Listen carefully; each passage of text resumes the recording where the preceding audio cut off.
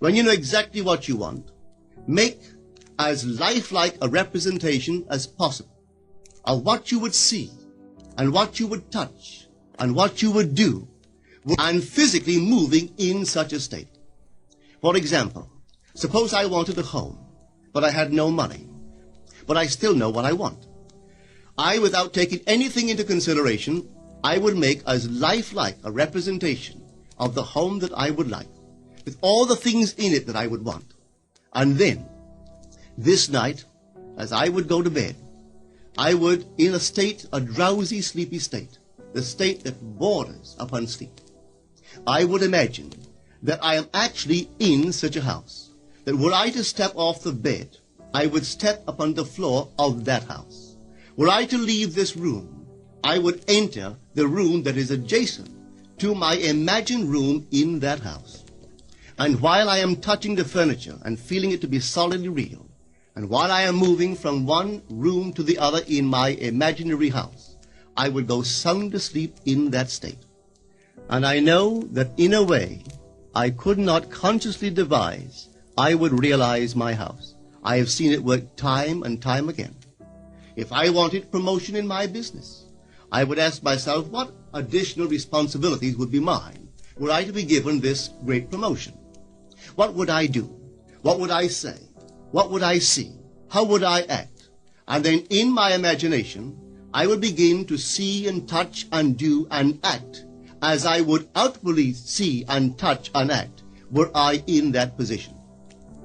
If I now desired the mate of my life, were I now in search of some wonderful girl or some wonderful man, what would I actually find myself doing that would imply that I have found my state? For instance, suppose now I was a lady. One thing I would definitely do, I would wear a wedding ring. I would take my imaginary hands and I would feel the ring that I would imagine to be there. And I would keep on feeling it until it seemed to me to be solidly real. I would give it all the sensory vividness I am capable of giving anything. And while I am feeling my imaginary ring, which implies I am married, I would sleep. This story is told us in the Song of Songs, or the Song of Solomon. It is said, "At night on my bed, I sought him whom my soul loveth. I found him whom my soul loveth, and I would not let him go, until I brought him into my mother's house, right into the chamber of her that conceived me." If I would take that beautiful poem and put it into modern English, into practical language, it would be this. While sitting in my chair, I would feel myself right into the situation of my fulfilled desire. And having felt myself into that state, I would not let it go. I would keep that mood alive, and in that mood, I would sleep. That is, taking it right into my mother's chamber, into the chamber of her that conceived me. You know, people are totally unaware of this fantastic power of the imagination. But when man begins to discover this power within him, he never plays the part that he formerly played.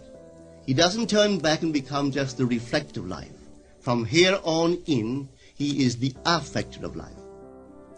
The secret of it is to center your imagination in the feeling of the wish fulfilled and remain therein.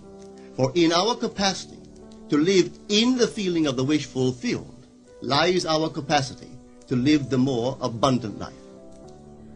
Most of us are afraid to imagine ourselves as important and noble individuals, secure in our contribution to the world, just because at the very moment that we start our assumption, reason and our senses deny the truth of our assumption. We seem to be in the grip of an unconscious urge, which makes us cling desperately to the world of familiar things and resist all that threatens to tear us away from our familiar and seemingly safe moorings. But I appeal to you to try it. If you try it, you will discover this great wisdom of the ancients, for they told it to us in their own strange, wonderful, symbolical form.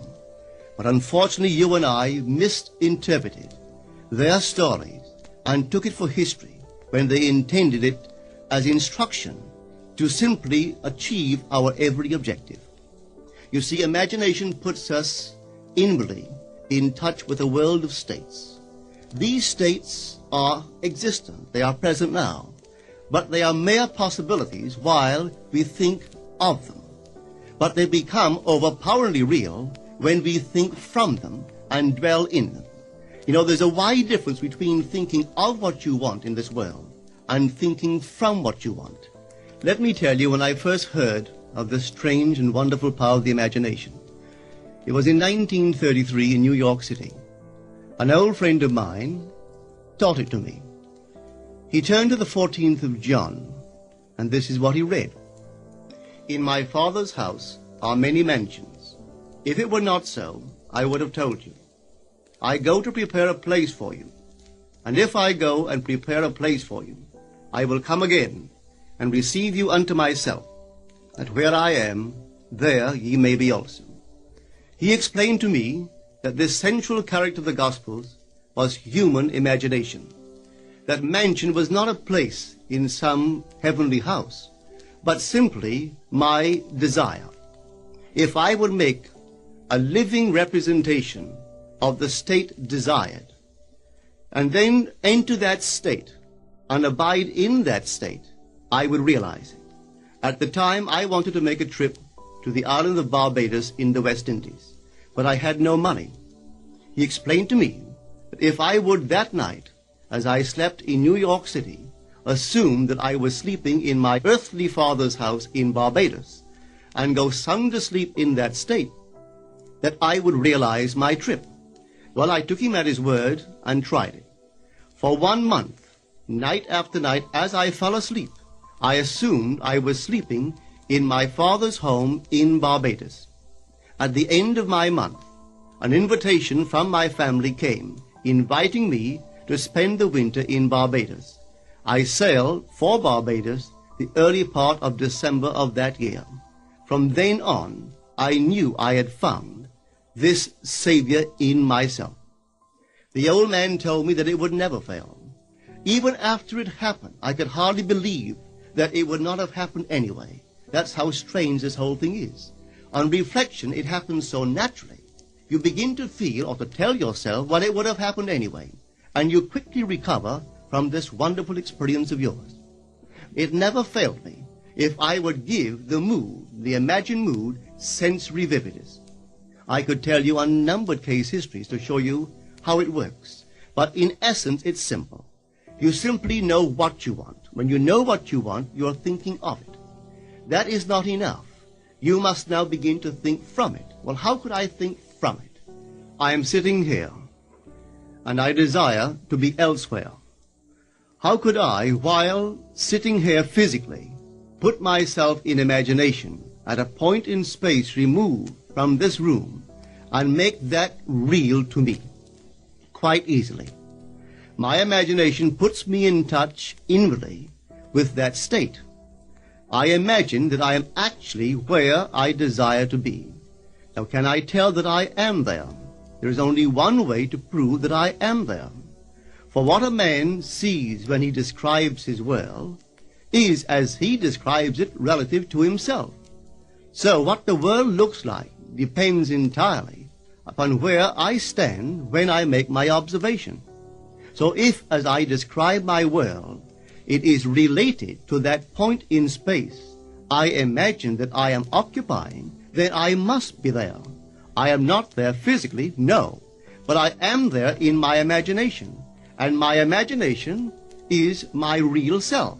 And where I go in imagination and make it real, there I shall go in the flesh also. When in that state I fall asleep, it is done. I have never seen it fail. So this is the simple technique on how to use your imagination to realize your every objective.